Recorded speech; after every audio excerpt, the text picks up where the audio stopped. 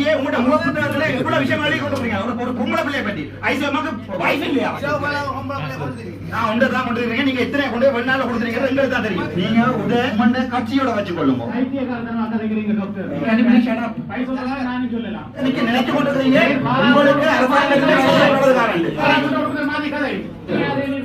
மரியாதை கொடுங்க.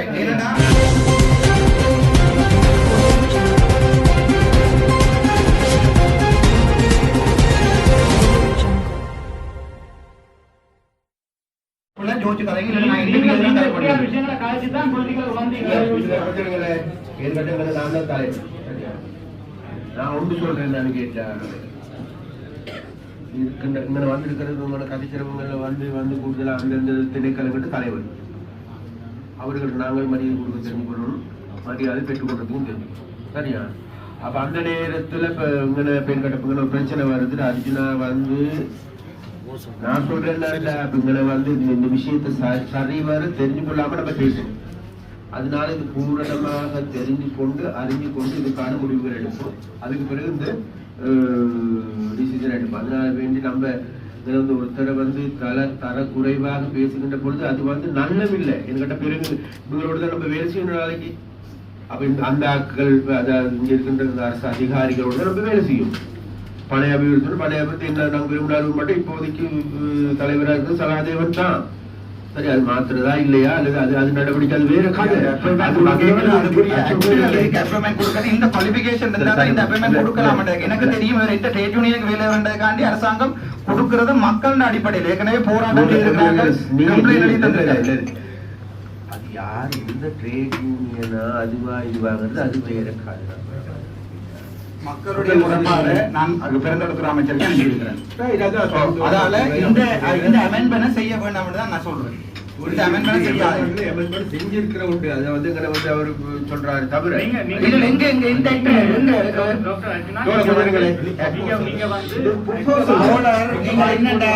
நீங்க சொல்ற நீங்க உம்மண்ட கட்சியோட வச்சு கொள்ளுங்க. இது சம்பந்தமான மக்கள் முறைப்பாடு நீங்க 8-10 பேரை டிரான்ஸ்ஃபர் பண்ணிருக்கீங்க சார். ஒரு நாள்ல திருப்பி கண்டிப்பா 10-15 பேரை டிரான்ஸ்ஃபர் பண்ணிருக்கீங்க. எல்லா கம்பெனியும் இருக்கு. தயவு செய்து நீங்க உங்களுக்கு விரும்பின மாதிரி ஆக்களை டிரான்ஸ்ஃபர் பண்ணவும் விரும்பின இது கவர்மெண்ட் இன்ஸ்டிடியூஷன் நாங்க அளந்து கதைக்கிறோம். 40 பேருக்கு டிரான்ஸ்ஃபர் பண்ண கௌரவ அமைச்சர் 40 பேருக்கு மேல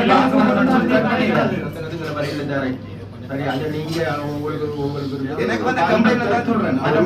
பாராளுமன்றம் இருக்குது, அமைச்சர் தெரியும், இங்கே பேசுங்க. அப்படியாப்பட்ட பிரச்சனை அதனால இது வந்து ப்ரொபோசல்ஸ் தான். இந்த ப்ரொபோசல்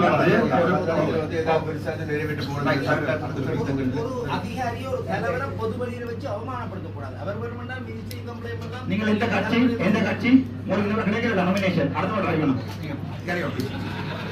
உங்களுக்கு இன்னொரு கிடைக்கல நாமினேஷனே கிடைக்கல ஐயா. நாமினேஷன் கிடைக்கவே இல்ல. நீங்க என்ன பத்தியே உங்களோட முகப்புத்தகத்துல எவ்வளவு விஷயம் எழுதி கொண்டு போறீங்க. ஒரு பொம்பளை பிள்ளைய பத்தி ஐசோமாக்கு வைஃப் இல்லையா? தெரியாதா? வெளியே அனுப்புங்க. ஒரு பொம்பளை பிள்ளைய பத்தி ஒரு ஆக்களை பத்தி வெளியே நான் ஒன்றுதான் கொண்டு இருக்கேன். நீங்க எத்தனை கொண்டு வெளிநாட்டுல கொடுத்துருக்கீங்க எங்களுக்கு தான் தெரியும்.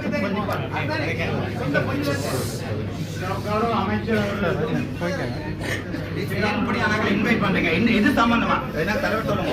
எது சம்பந்தமா இன்வைட் பண்ணீங்க? இவரை uninvited guest. Can you please get out? கௌரவ தலைவர் ஒரு அன்இன்வைட்டட் கெஸ்டோட விட்டு ஏன் இப்படி பிரச்சனை உருவாக்குறீங்க? பிரச்சனை உருவாக்குறீங்க. இவரை யார் இன்வைட் பண்ணினாங்க இந்த மீட்டிங்க்கு? இவர் எது சார்பா வந்தவர்? எனக்கு சொல்லுங்க தலைவர். என்ன அடிப்படையில் உள்ளுக்குள்ள வந்தவர்? நான் கதைக்கிறது ஒரு மக்களோட பிரச்சனை. இந்த தனிப்பட்ட பிரச்சனை மக்களுக்கு ஓபன் பண்ணிருக்கேன்.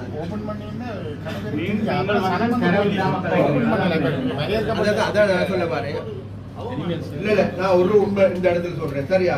நெக்ஸ்ட் டைம்ல பொதுமக்களுக்கோ ஊடகங்களுக்கோ அனுமதி இல்லை. அழைக்கப்படுகின்ற ஆட்கள் மாத்திரம் அதிகாரிகள் அரசியல் கட்சி தான். சரியா? அதே நேரத்துல சரியா பொதுமக்களுக்கு முறைப்பாடுகள் செய்யணுமாக இருந்தா நாங்க டிசி ஆபீஸ்ல இருக்கோம். பாராளுமன்ற உறுப்பினர்கள் இருக்கிறாங்க, இந்த பக்கம் மஞ்சுராம இருக்கிறாரு, இந்த பக்கம் இருக்கிற அவங்களிடம் முறைப்பாடுகளை சொல்லுங்க. அந்த முறைப்பாடுகளை பத்தி பேசுறதுக்கு மக்களுடைய குரலாக ஒழிக்கிறதுக்கு தான் நாங்க இங்க பார்லிமெண்ட்டுக்கு அனுப்பியிருக்கோம். அப்ப அந்த பாராளுமன்ற எல்லாருமே வந்து எங்களை பேச போனா இன்னைக்கு முடிவா நினைச்சு பாருங்க. கடந்த மாகாண சபை தேர்தல்ல 7,500 சரி, ஆயிட்டான். அடுத்த நிமிஷம் வாக்களித்த மக்களுக்கு நான் எப்படி வேலை செய்யறது, எப்படி சேவை செய்யறது? நீங்க யாழ்ப்பாணத்துக்கு இல்ல, யாழ்ப்பாணம் கிள்ளச்சி தேர்தல் தொகுதி ரெண்டுக்கும் ஐயா உங்கள மாதிரி தேர்ல 393 பேர் நின்று அவ்வளவு இல்ல 200 வாக்கு 100 வாக்கு இது முழுக்க எம்பி ஓட்டாதான் நிற்கிறோம். மயூரன் இல்லாத இவரும் இல்ல, மயூரனும் வேளாரமா. ஐயா நீங்கள் இப்படியான ஒரு அடிப்படை இது இல்லாத நீங்க வரையலாம்.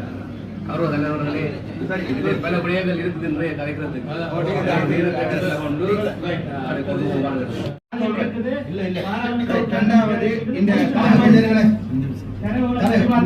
இரண்டாவது இந்த அரசாங்கத்தின்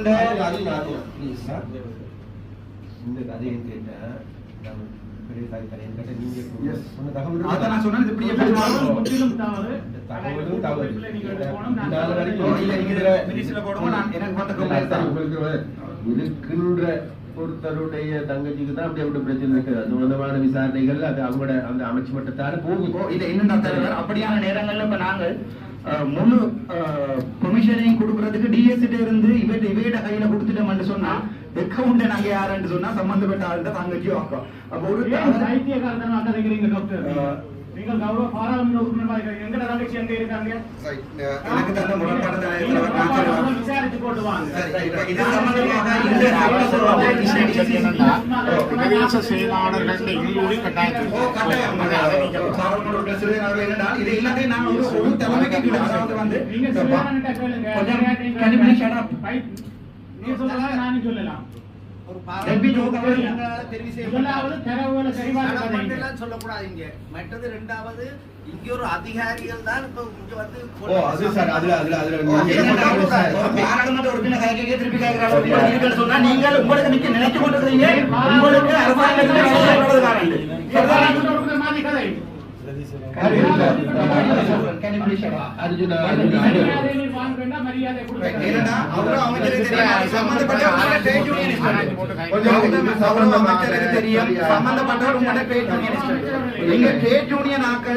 அட்மினிஸ்ட்ரேஷன் செய்கிற வழியாகும் அதுக்கு இது சம்பந்தம் நான் கதை கேட்ட கதை வேறு விதமா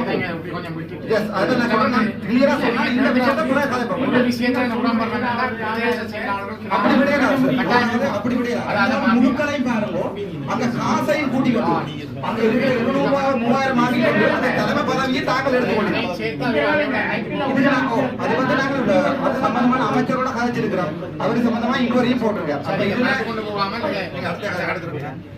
இந்த வனத்தொண்டு போகாம அடுத்தது